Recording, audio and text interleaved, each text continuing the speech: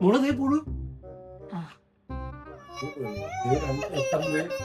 ശ്രീകുട്ടാ 2-3 chocolate ഇവിടെ കൊടുക്കട്ടോ.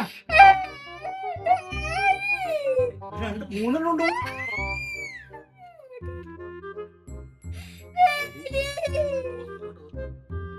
Surgery നാട്ടിൽ പോകുമ്പോ നമുക്ക് മമ്മി എത്ര പറഞ്ഞു മോനോട്,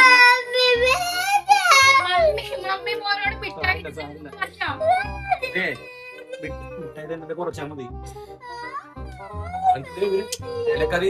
ഇലക്കറി കൊടുത്തേ പച്ചക്കറികള് സ്കാൻ ചെയ്യണ്ട.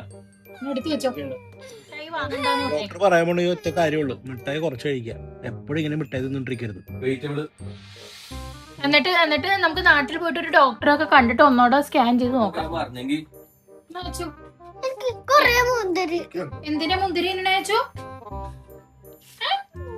പറ, എന്തിനാ മുന്തിരി ഇണേ?